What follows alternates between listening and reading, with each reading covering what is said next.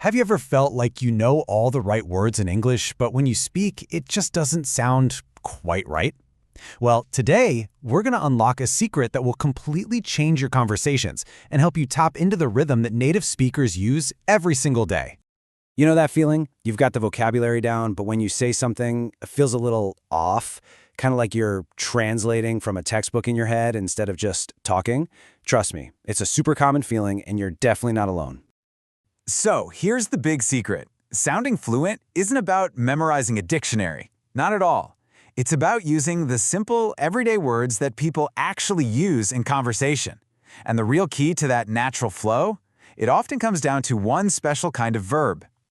And that special kind of a verb is called a phrasal verb. Now, don't let the name scare you off. It's actually really simple. You just take a basic verb like get, and you combine it with a little word like up, and boom, you've got a whole new meaning. The thing is, native speakers use these all the time without even thinking about it. To really show you how common these are, we're going to walk through a typical day, right from the moment you open your eyes. So let's dive into your morning routine, but this time told through phrasal verbs. Okay, let's start with a classic. There's a small but really important difference between wake up and get up. You wake up the second you stop sleeping and your eyes open, but you get up when you physically climb out of bed. So you might wake up at 7 o'clock, but then you hit the snooze button, right? And you don't actually get up until 7:30. It's a perfect example of how these tiny little words can change everything. So you're finally out of bed, you stumble to the kitchen, and disaster strikes. This is where a fantastic phrasal verb comes in, to run out of. It just means you've used all of something and now there's nothing left. You might hear someone say something just like this. Oh no, we've run out of coffee again. It sounds so much more natural than saying, we have no more coffee. It's simply what people say. And seriously, once you start listening for them, you'll realize your morning is packed with these. You turn on the lights and turn off the alarm. When you're ready to go, you head out. Maybe you need to drop off the kids at school, and on your way home, you'll pick up some groceries. See? They're simple, they're practical, and they're absolutely everywhere. Okay, now let's switch gears and move on to the workday. Whether you're in an office, working from home, or studying, you want your communication to be clear and efficient. And guess what? Phrasal verbs are absolutely essential for that. Now this might be one of the most useful phrasal verbs you'll ever learn. To figure something out. It means to understand it or to solve a problem. It's got this really active, problem-solving vibe to it. So instead of saying something formal and a little stiff like, I must understand this software, a native speaker would almost always say, I need to figure out how this new software works. It just sounds way more proactive and, normal. Okay, here's a phrase that is a game changer for sounding professional. To follow up. It means to continue the conversation after something's happened, like a meeting or an email exchange. It's such a simple way to show that you're on top of things and reliable.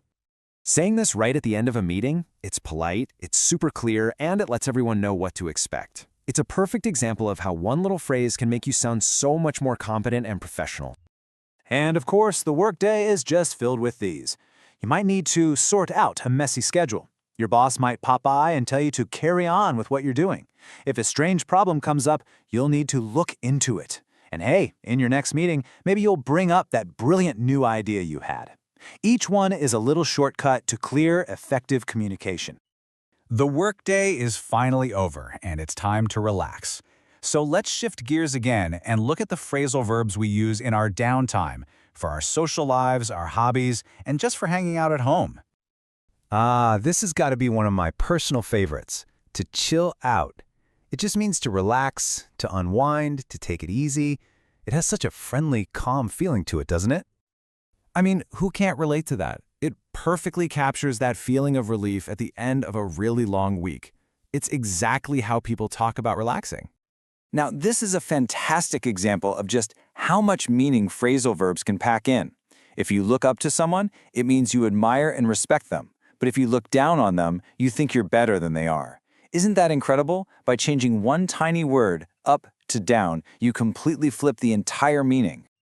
All right, let's go a little deeper now. Phrasal verbs aren't just for simple, everyday actions. They can also describe some of life's biggest and most important ideas, like personal change, progress, and growth. Take the phrase, move on. This is such a powerful concept. It's not about physically going somewhere else. It's about emotionally and mentally progressing past a difficult time in your life.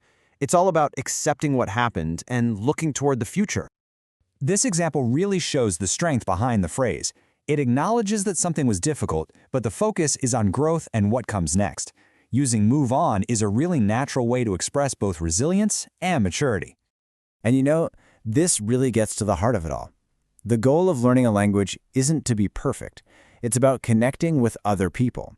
And using these simple, natural phrases is one of the absolute best ways to build that connection. So how can you start using these right away? Well, the key is not to try and learn them all at once. That's just overwhelming. Instead, just choose 3 that you liked from today. Write your own new sentence for each one. And then, and this is the most important part, challenge yourself to use just one of them in a real conversation this week.